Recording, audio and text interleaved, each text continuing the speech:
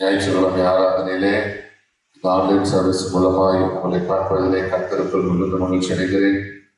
7 நாட்களுக்கு பின்பு மறுபடியும் இந்த லாக்டவுன் நாட்களிலே நாம் வீட்டிலே குடியிருந்து நம் தேவனை ஆராதிக்கும்படியான ஒரு வேலை ஏற்பட்டிருக்கிறபடியினாலே நாம் இப்பொழுதும் கர்த்தர் ஸ்தோத்திரம் நீங்கள் வீடுகளிலே ஆண்டவரை பாடல் பாடி ஆராதித்து துதித்து தேவ செய்தியை கேட்கும்படியாக இதை நாங்கள் பதிவிடுகிறோம். கர்த்தர் உங்களை ஆசீர்வதிப்பாராக, குடும்பத்தாரை ஆசீர்வதிப்பாராக. நீங்கள் ஒவ்வொருவரும் கர்த்தருக்குள் நலமாய் இருக்கிறது என்பதை நான் விசுவாசிக்கிறேன். கர்த்தருடைய பிரசன்னம் தொடர்ந்து உங்களையும் உங்கள் வீட்டையும் குடும்பத்தையும் ஆளுகை செய்வதாக ஜெபிப்போம். கண்களை மூடி ஆண்டவரே, இந்த அருமையான காலையிலே காத்த நபியோடு துதிக்கிறோம். ஆண்டவரே உங்களுக்கு ஸ்தோத்திரம். அப்பா, எங்களுடைய ஆண்டவரே ஸ்தோத்திரத்தை காலை ஞாயிற்றுக்கிழமை ஆராதனையிலே நாங்கள் உண்மை துதிக்க, ஸ்தோத்திரிக்க, உயர்த்த, மகிமைப்படுத்த, ஆண்டவரே ஸ்தோத்திரத்தை ஆராதிக்க எங்கள் குறிப்பிட்ட தேவனுக்கு நன்றியோடு துதிக்கிறோம். இப்போதும் உடைய வார்த்தை நாங்கள் கேட்கும்படியாக வந்திருக்கிறோம். ஆண்டவர் அவரவர் நம் கூடாரங்களிலே வீடுகளிலே உங்களுடைய வார்த்தையை கேட்கும்படியாக உங்களுடைய பிள்ளைகளுடைய ஒவ்வொருத்தருடைய இருதயத்தை கட்ட திறப்பீராக, ஒவ்வொருத்தரோடும் ஆவியாளர் இடைப்படுவீராக, பரிசுத்தாவி கிரியை செய்வீராக. பலத்தினாலும் அல்ல, பராக்கிரமத்தினாலும் அல்ல, கர்த்தருடைய ஆவினாலே எல்லாம் ஆகும் என்ற வார்த்தைப்படியாக ஆவியாளர் தாமே ஒவ்வொரு பிள்ளைகளோடு நீர் இடைப்படப்படியாக நீர் பேசும்படியாக நாங்கள் கெஞ்சுகிறோம். தொடர்ந்து கர்த்தர் மகிமைப்படுவீராக, மீதமுள்ள வேலைகளை பொறுப்படுத்த நடத்துவீராக. எங்களை தாழ்த்தி வெறுமையாகி பொறுப்பாளர்களை சமர்ப்பிக்கிறோம். பொறுப்பெடுத்துக் கொள்ளும் வழி நடத்தும் ஆசீர்வதி இயேசுவின் நாமத்தில் செபிக்கிறோம் நல்ல பிதாவே, ஆமென். முன்னறிலே சொல்லும் அல்லேலூயா, அல்லேலூயா, அல்லேலூயா, அல்லேலூயா, அல்லேலூயா. கர்த்தரை ஆசீர்வதிப்பாராக. இந்த அருமையான காலங்களிலும் கூட நாம் தொடர்ந்து இந்த வருடத்தின் வாக்குத்தத்தனுடைய பிரைஸ் தி லார்ட், அதனுடைய பயப்படாத என்கிற தலைப்பை குறித்த தேவ செய்தியை தொடர்ந்து நாம் தியானித்துக் கொண்டிருக்கிறோம். இந்த நாளிலும் இந்த காலை வேளையில கிதியோனுடைய வாழ்க்கையில கர்த்தர் சொன்னதான வார்த்தைகளில் வசனத்தை குறித்து இன்றைக்கு நாம் தியானிக்க போகிறோம். எடுத்துக்கொள்ளலாம். நியாயாதிபதிகளின் புஸ்தகம் 6ஆம் அதிகாரம் அதனுடைய 23ஆம் வசனத்தை நாம் வாசிக்கும் பொழுது, நியாயாதிபதிகள் 6:23. அதற்கு கர்த்தர், உனக்கு சமாதானம், பயப்படாதே, நீ சாவதில்லை என்று சொன்னார். ஆமென். ஹல்லேலூயா. அருமையான கர்த்தருடைய பிள்ளைகளே, கர்த்தர் ஸ்தோத்திரம். நாம் வேதத்திலே வாசிக்கும் போது அதற்கு கர்த்தர், உனக்கு சமாதானம், உனக்கு சமாதானம், பயப்படாதே, நீ சாவதில்லை. அல்லேலூயா. அருமையான தேவ ஜனமே, கர்த்தருக்கு ஸ்தோத்திரம்.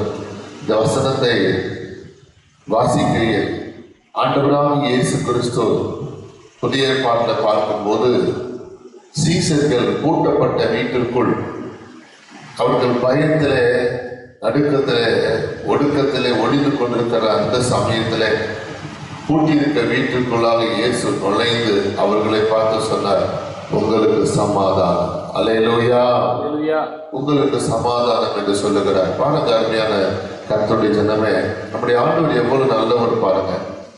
யாருக்கு எந்த வார்த்தை சொல்லணும், எந்த சூழ்நிலையில எந்த வார்த்தையை பேசணும் என்பதை கர்த்தர் நன்கு அறிந்திருக்கிறவரை தெய்வமாக இருக்கிறார். அல்லேலூயா.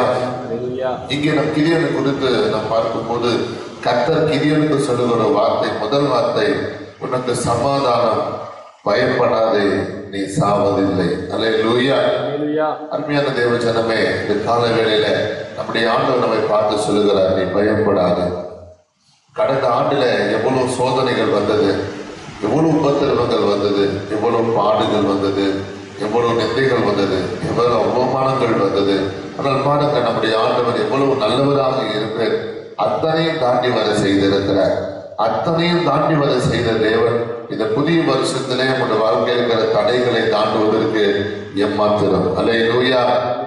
இதை தாண்டி வர செய்த ஆண்டவருக்கு இப்போ ஏற்பட்டிருக்கிறதான பிரச்சனைகளை மாற்றுவதற்கு ஆண்டவருக்கு எம்மாத்திரம். அல்லேலூயா. அருமையான தேவ ஜனமே, கர்த்தருக்கு சோதரனுடைய ஆரம்ப நிலைமையை நாம் நினைத்து பார்ப்போம்.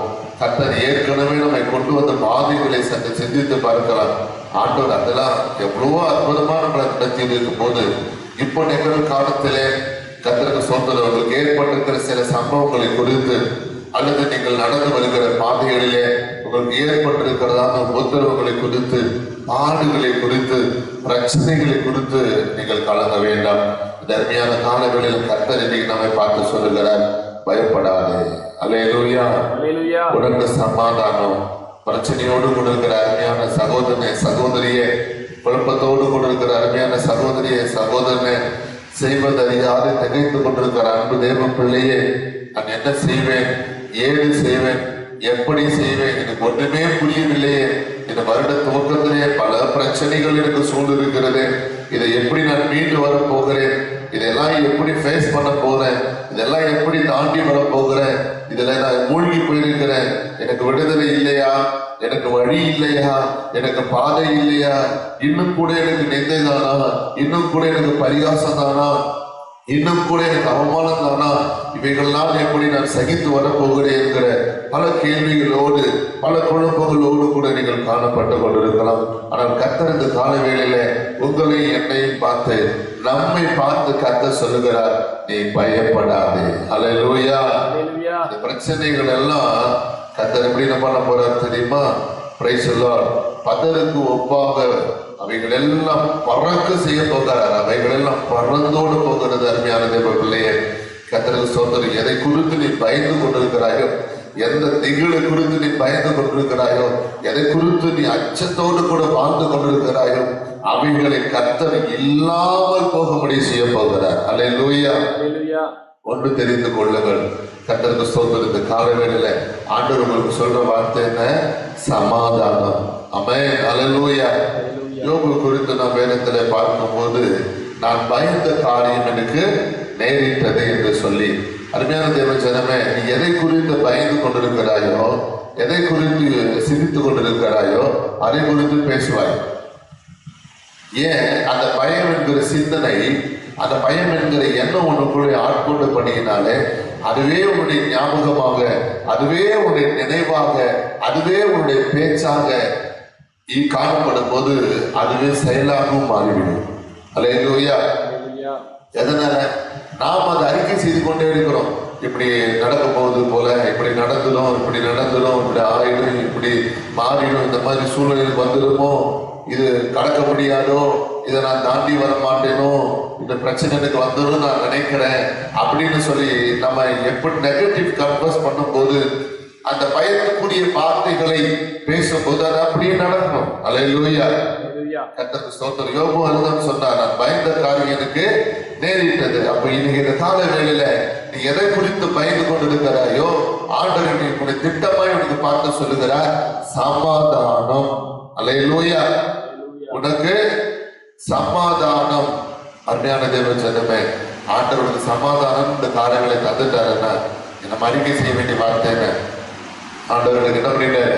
வார்த்தையை கொடுத்துட்டாரு. இனி பிரச்சனை கண்டு நான் என்ன செய்ய போறதில்லை, கலங்க போறதில்லை. எனக்கு முன்னாடி இருக்கிற எரிகோவின் கோட்டையை பார்த்து நான் என்ன செய்ய போறதில்லை, பயப்பட போகிறதில்லை. எனக்கு தடையா இருக்கிற செங்கடலை பார்த்து நான் என்ன செய்ய போறதில்லை, பயப்பட போகிறதில்லை. கர்த்தரோடு பேசிட்டார், எனக்கு வார்த்தையை கொடுத்துட்டார். இனி நான் என்ன செய்ய வேண்டியதில்லை, பிரச்சனையை பார்த்து நான் கலங்க மாட்டேன். அல்லேலூயா.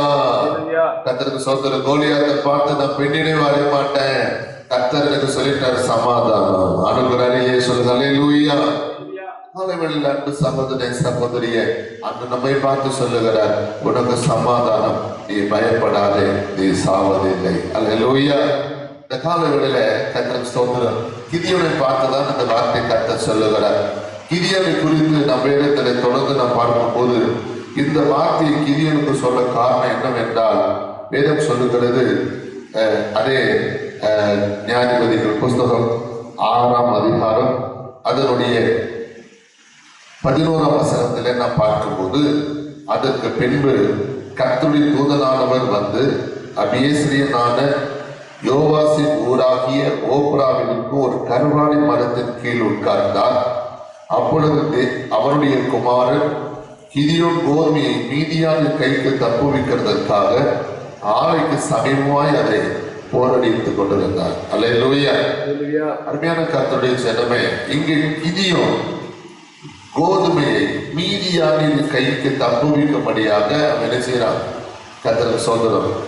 அதை காப்பாற்றும்படி அந்த கதிர்களை என்ன செய்ய சேகரித்துக் கொண்டு இருக்கிறார், அதை ஆயத்தப்படுத்திக் கொண்டிருக்கிறார். அதை ஒரு 10 பேரை வைத்து என்ன செய்து கொண்டிருக்கிறார், துரிதப்படுத்திக் கொண்டிருக்கிறார். அவன் அங்க தனி மனுஷனாக ஒரு 10 பேரோடு கூட அந்த வேலை செய்து கொண்டிருக்கிறார்.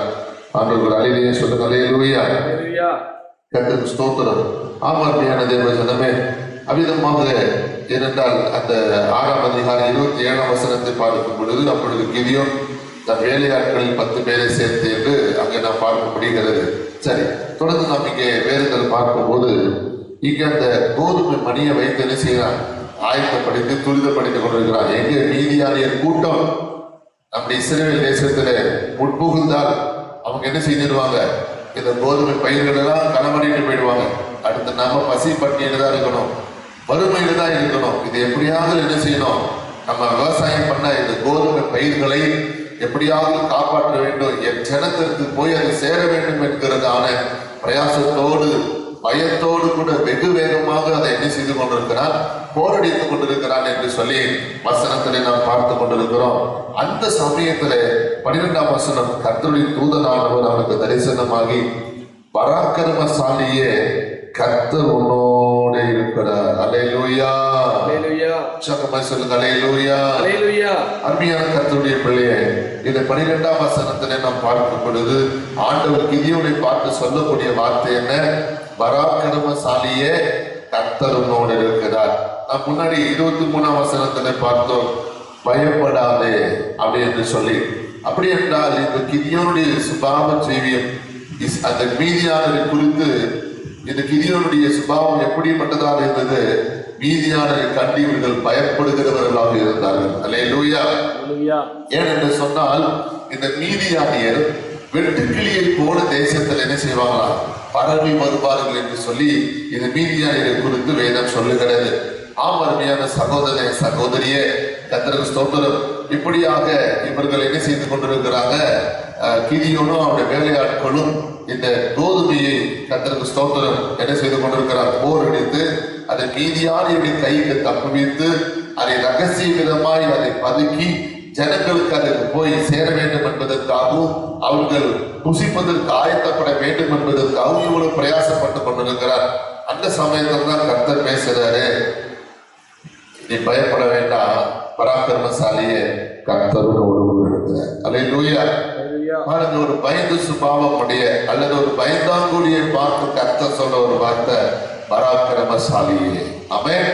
பாருங்க, ஆண்டவர் யாரையும் எப்படி மாற்ற வல்லவராக இருக்கிறார் பார்த்தீங்களா? கர்த்தருக்கு ஸ்தோத்திரம். நாம வேதத்துல பார்க்கும்போது ஆண்டவர் பேரையை ஞானியாக்குகிறார். கர்த்தருக்கு ஸ்தோத்திரம். இல்லாதவைகளை இருக்கிறவைகளை போல உருவாக்குகிறார்.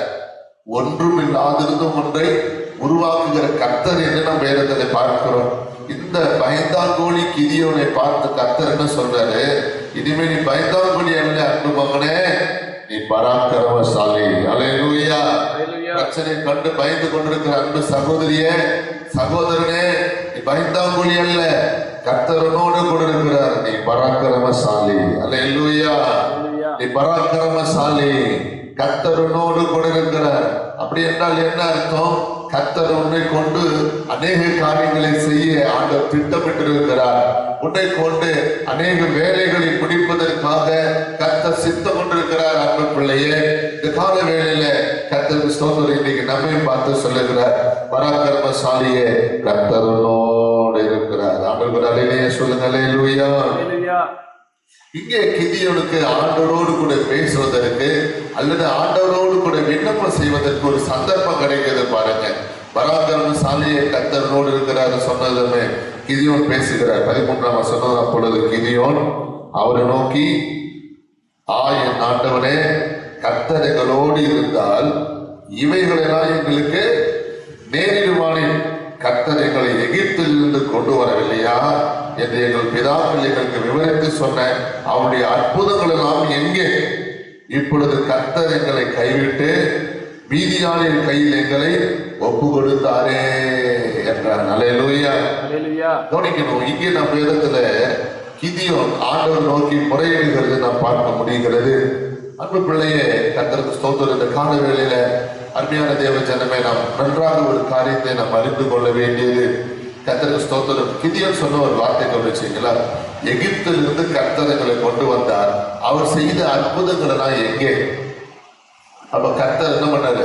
10 அற்புதங்களை கொண்டு, அடையாளங்களை கொண்டு கர்த்தருக்கு ஸ்தோத்திரம், தம்முடைய ஜனங்கள் சிறையிருப்புகள் இருந்து ஆண்டவர் என்ன பண்ணாரு? மீட்டு கொண்டு வந்தார். அவர்கள் 400 ஆண்டு காலமாக என்ன பண்ணாங்க? எகிப்தில் அடிமைப்பட்டிருந்தாங்க.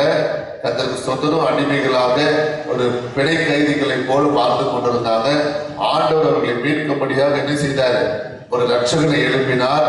அந்த ரட்சகன் மூலமாக ஆண்டவர் என்ன பண்ணாரு? அநேக அற்புதங்கள், அடையாளங்களை செய்து எகிப்திலிருந்து என்ன செய்தார்? மீட்டு கொண்டு வந்தாரு. அந்த அற்புதங்கள்லாம் எங்கே என்று சொல்லி கிதியோன் இப்பொழுது கேட்டுக்கொண்டிருக்கிறார். கைதிகள் அழகிய சொல்லுங்க. ஆனா கிதியோனுக்கு தெரியல பாருங்க.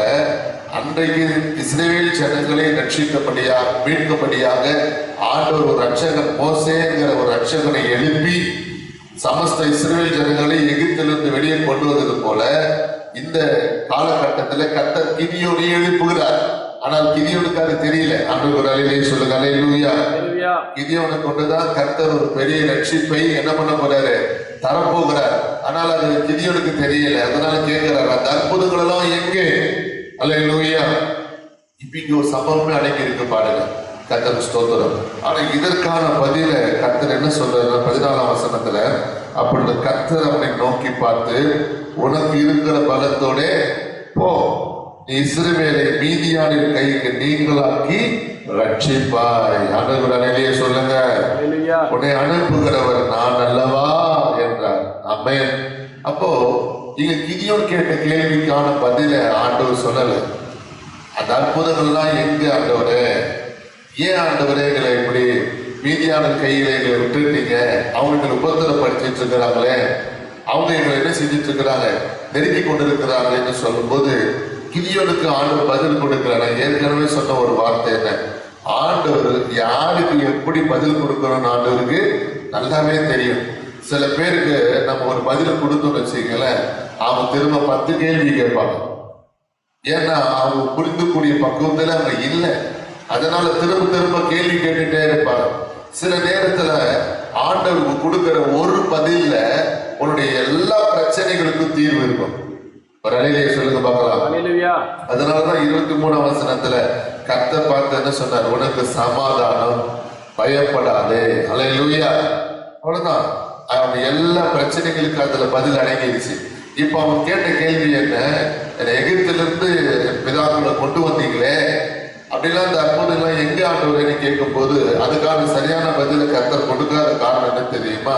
அவனுடைய மனநிலைமை அங்க அந்த மாதிரி இருக்குது. ஆனால் அந்த 6ஆம் அதிகாரத்துல அவன் கேட்ட கேள்விக்கான பதில் 6ஆம் அதிகாரத்துல இருக்கிறது. கைதிகள் அடையிலே சொல்லுங்க. அருமையான தேவ ஜனமே, அப்ப மீதியானிய கையில ஏன் ஒப்பு கொடுத்தீங்கன்னு சொல்லி ஒரு கேள்வி எழுப்புகிறார். கர்த்தருக்கு ஸ்தோத்திரம். உண்மையாகவே கிதியோனுடைய காலகட்டத்துல மீதியானியர்கள் சுமார் 7 ஆண்டுகள் என்ன செய்தாங்க? அவங்கள ஒடுக்குனாங்க, அவங்களை ஆளுகை செய்து கொண்டிருந்தாங்க. 6ஆம் அதிகாரம் 1ஆம் வசனத்திலே நாம் பார்க்கும் பொழுது, பின்னும் இஸ்ரவேல் புத்திரர் கர்த்தரின் பார்வைக்கு பொல்லாப்பானதை செய்தார்கள். அப்பொழுது கர்த்தர் அவர்களை 7 வருஷம் மீதியானின் கையில் என்ன செய்தாரு? ஒப்பு கொடுத்தார். கைதிகள் அலையிலே சொல்லுங்க பார்க்கலாம். அல்லேலூயா. ஏன் ஒப்பு கொடுத்தார்? அது நமக்கு தெரியணும்ல.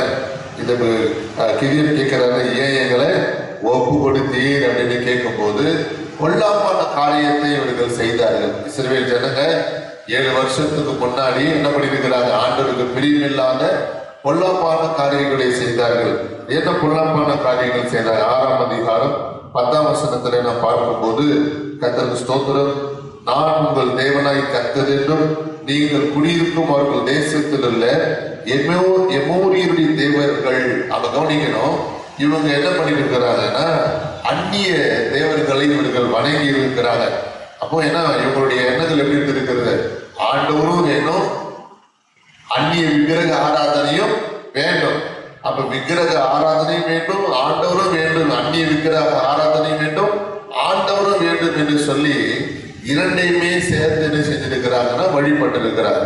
அப்ப ஆண்டவருடைய பார்வைக்கு அது பொல்லாப்பாய் தோன்றி இருக்கிறது.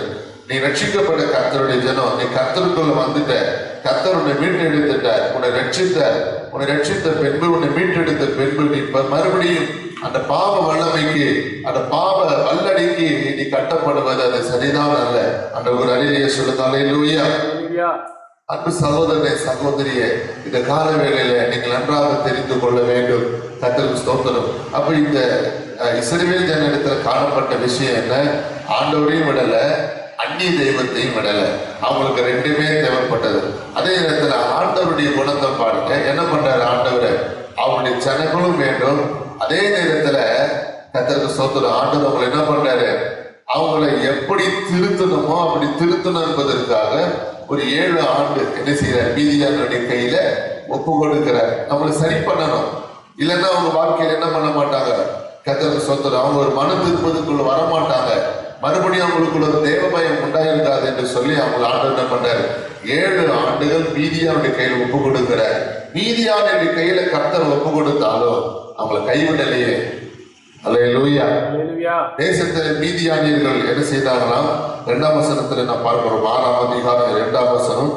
மீதியானியரின் கை இஸ்ரவேலின் மேல் பலத்து கொண்டிருந்தபடியால் இஸ்ரவேல் புத்திரர் மீதியான நிமித்தம் என்ன செய்தாங்க? தங்களுக்கு மலைகளில் உள்ள கெபிகளையும் குகைகளையும் அரணான ஸ்தலங்களையும் அடைக்கலங்களாக கொண்டார்கள். அப்படின்னு என்ன பண்ணிட்டாங்க? இஸ்ரவேல் ஜனங்க சமபூமியில வாழாம மீதியானியருடைய பிரயாணங்கள் இஸ்ரவேல் தேசத்தில் இருக்கிறபடினால அவங்க அடிக்கடி வந்து என்ன செஞ்சிடறாங்க?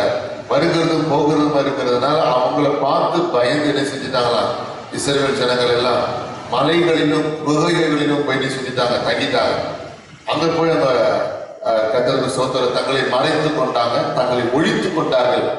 மீதியானியர்களை குறித்து அவங்க பயப்பட ஆரம்பிக்கிறாங்க. இன்னைக்கு உங்களுடைய வேலை ஸ்தலத்துல சில பிரச்சனைக்குரிய நபர்களை பார்க்கும்போது உனக்கு பயம் வருது. ஏனே தெரியல, எனக்கு கை என்ன செய்யுது? ஷிவரிங் ஆகுது. ஏனே தெரியல, ஸ்வெட்டிங் வருது, வேர்க்குது. ஏனே தெரியல, கை கால்லாம் நடுக்குது, எனக்கு வாய் கொளருது, வார்த்தை வரல. அல்லேலூயா. அந்த நபர் வரும்போது நான் போய் ஒழிச்சுக்கிறேன், வேலை செய்யறேன், ஆனா வேலை செய்யற மாதிரியே எனக்கு இல்லை. போயிடலாமா? வீட்டுக்கு போயிடலாமா? கர்த்தருக்கு ஸ்தோத்திரம். அப்படிப்பட்ட ஒரு பயத்தினால நீ திகில்னால இன்னைக்கு பாதிக்கப்பட்டிருக்க அருமையான கர்த்தருடைய பிள்ளைய, கர்த்தருக்கு ஸ்தோத்திரம். இன்னும் ஒரு சிலருக்கு வீட்டிலேயே இருக்க முடியாது. பக்கத்துல கொடுக்கிற அந்த பிரச்சனை நிமித்தமாக வீட்டை காலி செய்து போயிடலாமா? இருந்தாவே நம்மளால என்ன பண்ண முடியல? இந்த வீட்டுல குடியிருக்கவே முடியல. ஒரு முறை ஒரு ஹோட்டலுக்கு போயிருந்து அங்க ஜெபிக்க போகும்போது அவங்க சொன்னாங்க, கர்த்தருக்கு ஸ்தோத்திரம், நாங்க வியாபாரம் செய்யக்கூடாதபடி, ஹோட்டல் நாங்கள் நடத்தக்கூடாதபடி பக்கத்திலேயே என்ன செய்யறாங்க? எங்களுக்கு விரோதமான சில மந்திர வேலைகளை செய்யறாங்க. ஒரு நேரம் அவங்களோடு கூட நாங்க என்ன பண்றோம்? அவங்களோடு கூட எதிர்த்து பேசுகிறோம். ஒரு நேரம் எங்களுக்கே என்ன தோணுது? போயிடலாமா? வியாபாரத்தை விட்டு, கடையை விட்டு என்ன செஞ்சிடலாம், போயிடலாமா என்கிற எண்ணங்கள் கூட எங்களுக்கு என்ன செய்யுது? தோன்றுகிறது. இருக்கிற நிம்மதியாவது நமக்கு மிஞ்சும். அப்படி ஒரு பயத்தினால இன்னைக்கு ஒரு வாழ்க்கை நீ காணப்பட்டு கொண்டிருக்கலாம். ஏன் இந்த பிரச்சனை? வீட்டை விட்டு போயிடலாம். ஏன் இந்த பிரச்சனை? குடும்பத்தில் இருந்ததான இந்த பிரச்சனை, குடும்பத்தை விட்டு போயிடலாம் என்கிற சூழ்நிலை நீ தள்ளப்பட்டிருக்கலாம். அப்படிப்பட்ட நபர்களை பார்க்கும் போது அப்படிப்பட்ட ஒரு திகில் பயம் உனக்கு சூழ்ந்து கொண்டிருக்கலாம். இங்கே மீதியானியர்களை பார்க்கும் போது இஸ்ரவேல் ஜனங்க என்ன செய்யறாங்க? மலைகளிலும் குகைகளிலும் போய் ஒளிந்து கொள்கிறார்கள். ஆண்டவர் அல்லேலூயா சொல்லுங்க. அதனாலதான் அந்த சூழ்நிலையை புரிந்து கொண்ட தேவன் என்ன பண்றாரு? பயப்படாம. அல்லேலூயா. பாருங்க, அப்ப இவங்களுக்கு எந்த வார்த்தை பொருந்துமோ, எந்த வார்த்தை ஆறுதலா இருக்குமோ, எந்த வார்த்தை இவர்களை தேற்ற பண்ணுமோ, எந்த வார்த்தையை சொன்னா இவர்கள் பலப்படுவார்களோ அதை கர்த்தர் அறிந்த தேவனா இருந்தபடினாலே அவர்களை பார்த்து சொன்னார்கள், பயப்படாது. அவர்கள் நிறைய சொல்லுங்க. தொடர்ந்து இந்த மீதியானியர்கள் என்ன செய்தார்களாம்? 3ஆம் வசனத்துல என்ன பார்க்கிறோம்? 6ஆம் அதிகாரம் 3ஆம் வசனம். இஸ்ரவேல் விதைத்திருக்கும் மீதியானரும் அமலேக்கியரும் கிழக்கத்து புத்திரரும் அவர்களுக்கு விரோதமாய் எழும்பி வந்து அவர்களுக்கு எதிரே பாளையம் இறங்கி காசாவின் எல்லை மட்டும் நிலத்தின் விளைச்சலை கெடுத்து இஸ்ரவேலிலே ஆகாரத்தை ஆகிலும் ஆடு மாடுகள் கழுதை ஆகிலும் வைக்காதே போவார்கள். அவர்கள் தங்கள் மிருக ஜீவன்களோடும் தங்கள் கூடாரங்களோடும் வெட்டுக்கிளைகளை போல் திரளாய் வருவார்கள். எப்படி வருவாங்களா? வெட்டு கிளிகளை போல என்ன செய்வாங்க, தேசத்துல திரளாய் வருவார்களாம். வந்து என்ன செய்யறானுங்க இவனுங்க, இஸ்ரவேல் ஜனங்கள் விதைத்திருக்கிற அந்த கோதுமை விதைகளை ஒன்று அந்த விவசாயத்தை பாழாக்கிடுவாங்க. அப்படி இவங்க அறுவடை செய்த அந்த கோதுமை தானியங்களை சேகரித்து வைத்திருந்தா என்ன செஞ்சிருவாங்க, அதை திருடிட்டு போயிடுவாங்க. தொடர்ந்து நம்ம இடத்துல பார்க்கிறோம், இஸ்ரவேலருடைய ஆகாரத்தையும் ஆடு மாடுகள் கழுதைகளை என்ன செஞ்சிருவாங்க, களவாடிட்டு போயிடுவாங்க. இப்படி அவங்க கஷ்டப்பட்டு சம்பாதிக்கிறத, அவர்கள் கஷ்டப்பட்டு சேகரிக்கிறத இந்த மீதியானியர் என்கிற எதிரி, இந்த மீதியானியர் என்கிற சத்துரு வந்து என்ன செய்யறார், அவைகள் எல்லாவற்றையும் களவாடிட்டு கொண்டு போகிறார். ஆண்டவர் அருகே சொல்லுங்க. இப்படி அவர்கள் ஒடுக்கப்பட்டார்கள். இவ்விதமாய் அவர்கள் ஆண்டவரால் என்ன செய்யப்பட்டாங்க, ஒப்பு கொடுக்கப்பட்டாங்க. அப்படி ஒப்பு கொடுக்கிற ஆண்டவர் சீக்கிரத்துல யாரையும் கைவிட மாட்டார். இன்னைக்கும் வாழ்க்கையில சில பலவீனம் பிரதர், சில சுகவீனம் சிஸ்டர், சில சோதனை எதனால தெரியுமா, நீ ஒப்பு கொடுக்கப்பட்டிருக்கிற, நீ மனம் திருமணத்திற்காக தான் கர்த்தர் இதை வாழ்க்கையில் அனுமதிச்சிருக்கிற. ஆனாலும் ஆண்டவர் என்ன சொல்றாரு, நான் உன்னை கை விட்டுடல, நான் உன்னை விட்டு தூரம் போகல, உன்னை மனம் திரும்பதற்காக தான் இதெல்லாம் உன் வாழ்க்கையில் அனுமதிச்சிருக்கிறேன். இந்த சிறை வாழ்க்கை ஏன் உனக்கு அனுமதிச்சிருக்கிறேன், இதுக்கு முன்னாடி சிந்தித்துப்பார், நீ எப்படிப்பட்ட நிலைமையில இருந்த, எத்தனை முறை கர்த்தருக்கு எச்சரிப்பு கொடுத்தார், எத்தனை முறை உனக்கு சந்தர்ப்பம் கொடுத்தார், ஆண்டவர் எத்தனை முறை உனக்கு தவணம் கொடுத்தார். மனம் திரும்பணுமா, அந்த பொல்லாத வழிகளை விட்டு நம்ம விலைக்கு வந்தோமா.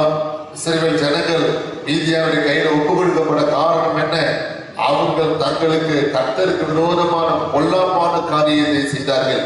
எமோரியருடைய தேவனுக்களை அவர்கள் சேவித்தார்கள். ஆண்டவருக்கு பிரியமில்லாத காரியத்தை அவருக்கு இடம் கொடுத்தபடியினால, அந்நிய தெய்வங்களுக்கு இடம் கொடுத்தபடியினால, அவங்களுக்குள்ள 2 விதமான குணங்கள் இருந்தபடினாலதான் கர்த்தர் என்ன செய்தாரு, அங்க ஒப்பு கொடுக்கிறார். உடனே ஒப்பு கொடுத்திருக்க மாட்டாரு. பல கர்த்தருக்கு ஸ்தோத்திர முறை சந்தர்ப்பத்தை கொடுத்து, எச்சரிக்கை கொடுத்து, அவர்களை மட்டாய் தண்டித்து பார்த்தும் அவர்கள் திருந்தாமே போகும்போதுதான் ஒப்பு கொடுக்க வேண்டிய சூழ்நிலை வந்திருக்கிறது.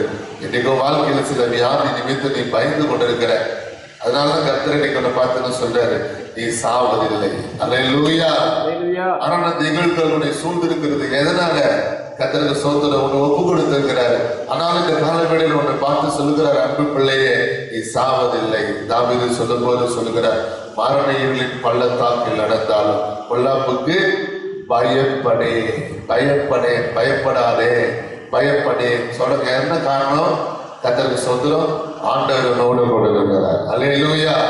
மரண நிகழ்வுகள் வந்தால், மரண சேதங்களே ஏற்பட இருந்தாலும், ஆண்டவருடைய எல்லா பொல்லாப்புக்கும் உன்னை விலைக்கு ரட்சிக்கிற தேவன் அவர் உன்னோடு கூட இருக்கிறார். ஆண்டவர் அலையிலேயே சொல்லுங்க பார்க்கலாம். அல்லேலூயா, அல்லேலூயா, அல்லேலூயா. அப்போ இந்த கிதியோன் 13ஆம் வசனத்துல, 6ஆம் அதிகாரம் 13ஆம் வசனத்துல அவர் கேட்ட கடைசி வார்த்தை என்ன, கர்த்தரைகளை கைவிட்டு மீதியானியர் கையில் எங்களை ஒப்பு கொடுத்தாரே என்றார். அவன் மீதியானுடைய கையில் ஒப்பு கொடுக்க காரணம் என்ன, இப்ப புரிஞ்சுட்டா, இவங்க என்ன செய்தாங்க, விக்கிரக ஆராதனைக்கும் எமோரியருடைய தேவர்களுக்கும் கர்த்தருக்கு ஸ்தோத்திரம், ஆண்டவரும் வேண்டும், எமோரியருடைய தேவர்களும் வேண்டும் என்கிற அவங்களுக்குள்ள இரு மனங்கள் காணப்பட்டபடினாலும், பொல்லாப்புக்கு கர்த்தருக்கு பிரியமில்லாத பொல்லாப்பான காரியத்துக்கு அவங்க இடம் கொடுத்தபடினால்தான் மீதியானுடைய கரத்துல அவங்க 7 ஆண்டுகள் ஒப்பு கொடுக்க வேண்டிய சூழ்நிலை அவங்க தள்ளப்பட்டார்கள்.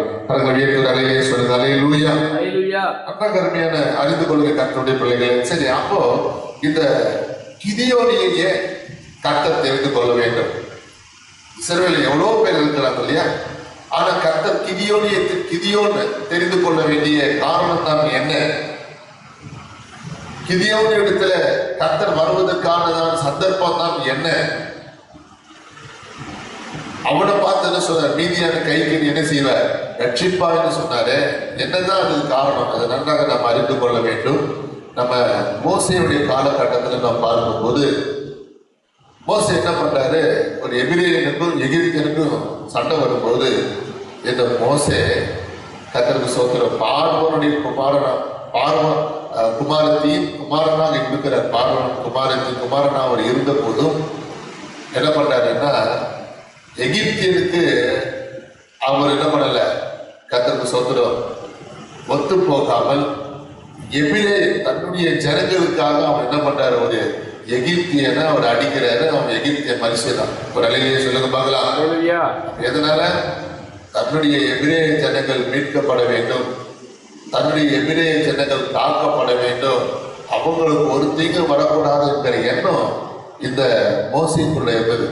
அதே மாதிரி தான் நம்ம வேதத்தில் பார்க்கும்போது கர்த்தருக்கு ஸ்தோத்திரம், இந்த கிதியோன் தான் ஒருத்த மாத்திரம் சாப்பிடணும்னு நினைக்கல. மோசேக்குள்ள எப்படி ஜனங்கள் மேல ஒரு பற்று இருந்ததோ, நான் ஜனம் என் மக்கள் அவங்களுக்கு கெடுதி வரக்கூடாது என்பதற்காக எகிப்தியன் அடிச்சானோ, அதே மாதிரி இந்த கிதியோனுக்கு ஒரு விஷயத்தை பாருங்க. கர்த்தருக்கு ஸ்தோத்திரம், கோதுமையை என்ன பண்றான், மீதியான கைக்கு தப்புவிக்கும்படி ஆலைக்கு சமீபமாய் அதை போரடித்தான் என்று சொல்லப்பட்டிருக்கிறது. இவன் தனி மனுஷனா, தனக்கும் தான் குடும்பத்தாருக்கு மாத்திரம் அவன் போரடிக்கல, 10 பேரை அழைத்து கொண்டு வந்து போரடிக்கிறான். கைதிகளே சொல்லுங்க பார்க்கலாம். கர்த்தருக்கு ஸ்தோத்திரம். அப்படின்னா ஒரு கூட்டத்திற்கு தன்னால் இயன்ற மட்டும் என்ன பண்றான், கர்த்தருக்கு ஸ்தோத்திரம், கோதுமையை ஆலையில் போரடிக்கிறார் என்று பார்க்க முடிகிறது. அப்ப கர்த்தர் இதை பார்க்கிறார்.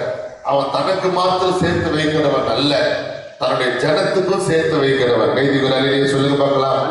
அதனால தான் தன்னுடைய ஜனத்திற்கு இவனை கொண்டு ஒரு ரட்சிப்பை ஆண்டவர் ஏற்படுத்த கர்த்தர் சித்தம் கொண்டார். ஆண்டவர்களே சொல்லுங்க பார்க்கலாம்.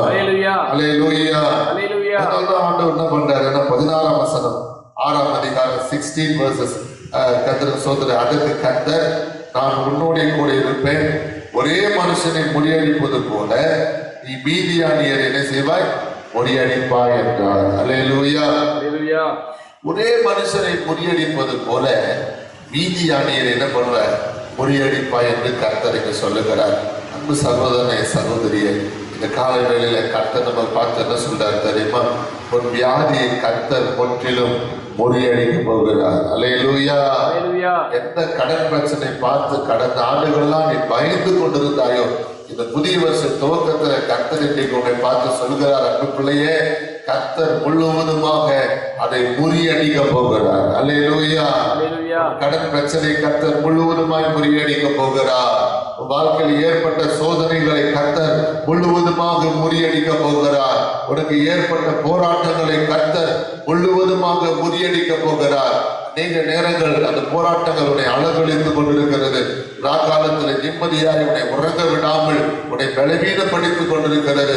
வாழ்க்கையில் இன்னல்களையும் துயரங்களையும் கொண்டிருக்கிற சோதனைகளை கர்த்தர் முழுவதுமாக முறியடிக்க போகிறார். அனுகிரகத்திலே சொல்லுங்கள். அல்லேலூயா.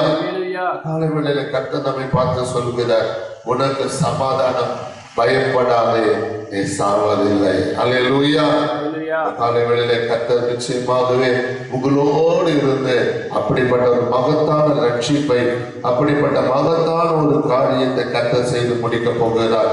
தொடர்ந்து நாம் வேதங்களை பார்க்கும்போது அந்த நியாயாதிபதிகள் 7ஆம் அதிகாரம் அதனுடைய கர்த்தர் ஸ்தோத்திரம் 22ஆம் வசனத்தை நாம் பார்க்கிறோம். வாசித்து பாருங்க. 300 பேரும் எக்காலங்களை ஊதுகையில் கர்த்தர் பாளையமெங்கும் ஒருவர் பட்டயத்தை ஒருவருக்கு விரோதமாய் ஓங்க பண்ணினார். சேனையானது சேரோத்தில் உள்ள பிச்சிதா மற்றும் தாபாத்திற்கு சமீபமான எல்லை மட்டும் ஓடி போயிற்று. அல்லேலூயா. கர்த்தருக்கு ஸ்தோத்திரம். இங்க கிதியோன் என்ன பண்றாரு, ஒரு பெருந்திரள் கூட்டத்தோடு போகிறாரு. ஆனால் கர்த்தர் என்ன பண்றாரு, 300 பேரை கொண்டுதான் என்ன பண்ண போற, ரட்சிக்க போற. இஸ்ரவேலின் கையினாலே ரட்சிப்பு உண்டாயிற்று என்று சொல்லக்கூடாது என்பதற்காக கர்த்தர் என்ன பண்ணாரு, சொற்ப ஜனங்களை கொண்டு தேசத்துல வெட்டுக்கிளிகள் போல படர்ந்த மீதியானியரை ஆண்டவர் என்ன பண்ணாரு, சொற்ப ஜனங்களை கொண்டு கொஞ்சம் மக்களை வெறும் 300 பேரை கொண்டு என்ன பண்ணாரா, ஒரு மகத்தான ரட்சிப்பை தேசத்துல கட்டளையிடுகிறார். அல்லேலூயா. இந்த 300 பேருக்கும் ஆண்டவர் என்ன பண்ணாரு, கிதியோனை கொண்டு ஏற்கனவே ஆலோசனைகளையும் திட்டங்களையும் வகுத்துட்டார். அதே மாதிரி கிதியோன் என்ன செஞ்சுட்டா, கர்த்தர் சொன்ன வழி நடத்துவதன்படி ஆலோசனைப்படி அவன் செய்தான். அங்க பாளையத்தில் தங்கியிருந்த மீதியானியர்கள் பயந்து தலையெடுத்து ஓட ஆரம்பித்தார்கள். கர்த்தர் ஸ்தோத்திரம். 23ஆம் வசனம் சொல்லுகிறது, அப்பொழுது நப்தலி மனுஷரும் ஆசீர் மனுஷரும் மனாசியின் சகல மனுஷருமாகிய இஸ்ரவேலர் கூடி வந்து மீதியானியரை பின்தொடர்ந்து போனார்கள். கைதிபராலே சொல்லுங்க. 23ஆம் வசனம் கடைசி வார்த்தை சொல்லுது, எந்த மீதியானியர் 7 ஆண்டு காலமாக இஸ்ரவேல் ஜனங்களுக்கு கண்ணியாய் இருந்தார்களோ, பயத்தை கொடுத்தார்களோ, தொல்லையை கொடுத்தார்களோ, வேதனை கொடுத்தார்களோ, பிரச்சனை கொடுத்தார்களோ, அடிமைகளாக அவர்களை வேதனைப்படுத்தி இருந்தார்களோ, அந்த மீதியானிற்கு கர்த்தர் என்ன பண்றாரு? முறிய அடிக்கும்படியாக அந்த மீதியானியரை இப்பொழுது இஸ்ரவேல் ஜனங்கள் என்ன பண்றாங்க? துரத்துறாங்க. இப்ப இஸ்ரவேலை பார்த்து மீதியானது ஓடுறான். அல்லேலூயா. இதுக்கு முன்னாடி மீதியானிய தேசத்துல வராங்கன்னு சொன்னப்ப இஸ்ரவேல் என்ன பண்ணிட்டாங்க? மலைகளிலும் குகைகளிலும் ஓடி போய் ஒளிஞ்சிட்டாங்க. ஆனால் இப்பொழுது வசனம் சொல்லுகிறது, இஸ்ரவேலை துரத்த மீதியானியர் ஓடுகிறார். கர்த்தர் ஒரு பெரிய மகத்தான ரட்சிப்பை தேசத்திலே கட்டளையிட்டார். அவர்களே சொல்லுங்க, இத்தனை நாட்களாக உங்களை வேதனைப்படுத்திக் கொண்டிருந்த வியாதி இந்த வருஷத்துல உன்னை பார்த்து பயந்து ஓட போகுது. அல்லேலூயா. உன்னை பார்த்து பயன்படுத்தின பிரச்சனை உன்னை பார்க்கும் போது அது பயந்து ஓட போகிறது. அல்லேலூயா. எந்த மனுஷனை பார்த்து நீ பயந்து கொண்டிருந்தாயோ, அன்பு தேவ பிள்ளையே, கர்த்தர் இன்னைக்கு உனக்கு வார்த்தை கொடுத்துட்ட. சமாதானம், பயப்படாதுன்னு சொல்லிட்டாரு இல்லையா? அந்த வார்த்தை நீ அறிக்கை செய்து ஜெபிக்க ஆரம்பிக்கணும். எந்த பிரச்சனை கொடுக்கிற மனுஷர்கள் உன்னை பார்த்தாலோ, உன்னை பார்க்கும் போதே உனக்கு கை கால் நடுக்க ஏற்படுகிறதோ, அந்த மனுஷர்கள் இன்று முதல் உன்னை பார்க்கும் போது அவர்களுக்குள்ளே ஒரு பயமும் ஏற்படும். அவர்களுடைய சொல்லுங்க, உன்னை பின்தொடரும்படியாக வேலை ஸ்தலத்தில் எப்படியாக உன்னை துரத்த வேண்டும் என்று நினைக்கக்கூடியவர்கள் கர்த்தருக்கு ஸ்தோத்திரம், உன்னை கண்டு பயப்பட போகிறார்கள் அல்லது அவர்கள் இடம் மாறி போக போகிறார்கள். கர்த்தர் உன் மூலமா ஒரு மகத்தான ரட்சிப்பை தரப்போகிறார். உன் வீட்டுக்கு தரப்போகிறார், உன் குடும்பத்துக்கு தரப்போகிறார், உன் வேலை ஸ்தலத்தில் தரப்போகிறார். எப்படி கர்த்தர் கிதியோனை எடுத்து பயன்படுத்தினாரோ, அன்பு பிள்ளையே, கர்த்தர் உன்னை எடுத்து பயன்படுத்த போகிறார். உன்னை எடுத்து பிரயோஜனப்படுத்த போகிறார். உன்னை எடுத்து உபயோகப்படுத்த போகிறார். அவருடைய கரத்திலே உன்னை பிரபாகித்து உன்னை அற்புத விதமாய், அதிசய விதமாய் கர்த்தர் உனக்கு வழி நடத்த போகிறார். எப்படி இஸ்ரவேல் ஜனங்களுக்கு வனாந்திரத்திலே வழியை ஏற்படுத்தி, பாதைகளை காண்பித்து, நீரூற்றுகளை உருவேற்படுத்தி, அவர்களை போஷித்து, வானத்தின் மன்னாவில் கொண்டு போஷித்து, இஸ்ரவேல் ஜனங்களை சமஸ்த நாட்களிலும் 40 ஆண்டுகளிலும் கர்த்தர் கைவிடாதவராய் கூட இருந்து நடத்தினாரோ, அதே தேவன் இந்த வருஷத்தில் அவனை கரம் பிடித்து நடத்த போகிறார். அல்லேலூயா. ஒருவேளை வாழ்க்கையில வறுமை இருக்கலாம், தரித்திரம் இருக்கலாம், கைவிடப்பட்ட சூழ்நிலை இருக்கலாம், மறக்கப்பட்ட ஒரு நிலைமையில் இருக்கலாம். எந்த நிலைமையில் இருந்தாலும், எந்த சூழ்நிலையில் இருந்தாலும், கிதியோனுக்கு கர்த்தர் சொன்ன வார்த்தையின்படி சமாதானம், பயப்படாது. அல்லேலூயா. அந்த தேவன் உன்னோடு கூட இருந்து வழியில் நடத்த போகிறார். எல்லாரும் எழுந்து நிற்போமா? எழுந்து நின்று கண்களை மூடி கர்த்தரின் அருமையான நாளில் நம்மோடு கூட பேசின வார்த்தை நினைத்து, ஆண்டவர் இன்றைக்கு எங்களுக்கு பிரயோஜனமானவைகளை எங்களுக்கு ஆலோசனை தந்தை எங்களோடு பேசுவதற்காக உமக்கு ஸ்தோத்திரம் என்று சொல்லி கண்களை மூடி ஆண்டவர் நோக்கி பார்ப்போம். Thank you Lord, thank you Jesus name, thank you Master Lord, thank you Holy Spirit of God. தகப்பனே, இந்த அருமையான நாளின் வேளையிலும் கூட சுவாமி ஆவியானவரை நாங்கள் உண்மை நோக்கி பார்க்கிறோம்ப்பா. இன்றைக்கு எங்களோடு பேசின நல்ல வார்த்தைகளுக்காக உமக்கு ஸ்தோத்திரம், நல்ல வசனங்களுக்காக உமக்கு ஸ்தோத்திரம். ஆண்டவரே, இந்த நேரத்திலும் ஆண்டவரே அப்பா, கிதியோனுக்கு சொன்ன வார்த்தைப்படியாக சமாதானம், பயப்படாது என்று சொல்லினேன்.